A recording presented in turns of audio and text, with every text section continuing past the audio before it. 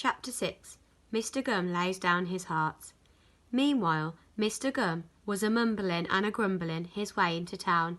He made his way past Billy William III's right royal meats, and while he was tempted to go in, he knew that it would be a waste of time. He would never find anything nice smelling in Billy William's butcher's shop.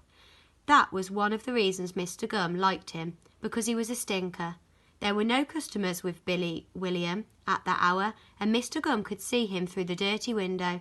He was playing a game of butcher's darts, which is exactly the same as normal darts, except that the board is a pig's head, and the darts are old sheep's bones. Billy William had invented it one day when he was drunk. Mr. Gum loved butcher's darts, but there was no time to pop in and challenge Billy William to a match.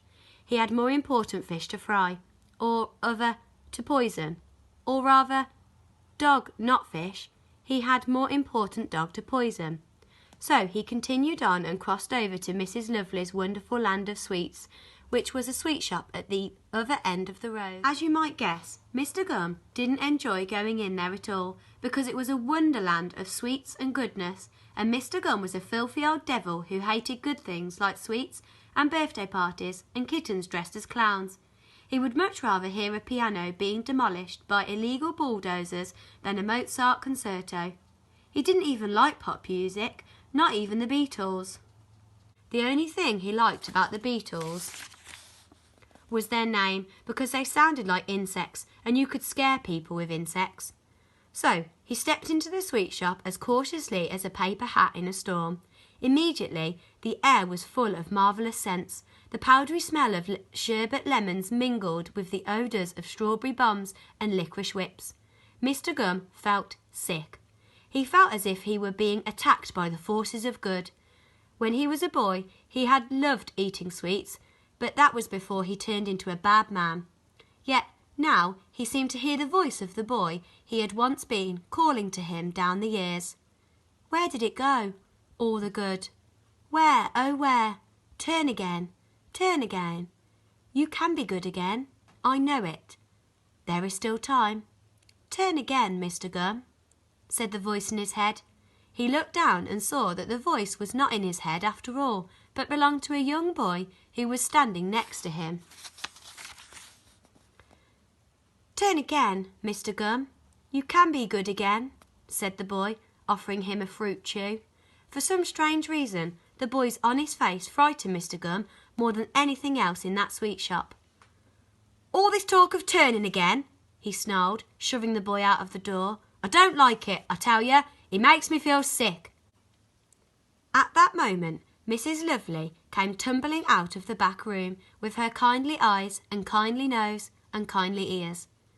How can noses and ears be kindly? Wondered Mr. Gum. But it was true. Everything about Mrs. Lovely was kindly. She was even kindly to disgraces like Mr. Gum, and he could not bear this. It made him want to break down inside and cry all the bad things away. Hello, you old witch, he sneered. Give me some lemonade powder. Mrs. Lovely's eyes sparkled. Yes, it is a beautiful day, Mr. Gum. Yes, indeed. She smiled as she measured out a bag of lemonade powder.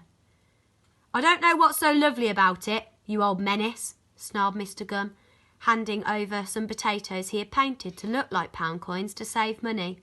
He was annoyed to see that as soon as the potatoes touched Mrs. Lovely's hands, they turned into real money. One of them turned into a jewel with a laughing face on it. Shabba me whiskers, he growled, turning on his heels in disgust. A pleasure to see you as always, Mr. Gum, beamed Mrs. Lovely as the old man stormed out with the little bag of lemonade powder clutched between his elbows. I do hope to see you again soon. Mr. Gum hardly noticed the walk home, mainly because he took a taxi. He couldn't wait to get his plan into action. Very soon he was back in his smelly kitchen. He rubbed his hands together gleefully and danced a cruel jig, like a spiteful imp who'd snotted over all the presents on Christmas morning. He opened the little bag and sprinkled its contents over the rotten and poisoned cow hearts. Then he gave them a quick sniff. Jeebus! He gasped, clutching his throat. They smell of lemons and sunshine and friendship. I can hardly breathe." Holding it at arm's length, Mr. Gum took the plate of doom out into his very neat and tidy garden. He placed it right in the middle of the lawn, where Jake was sure to see it. The day was very still. Not a single blade of grass was moving. Somewhere in the distance a chicken barked. Mr. Gum settled back in his favourite broken chair and waited to see what would happen.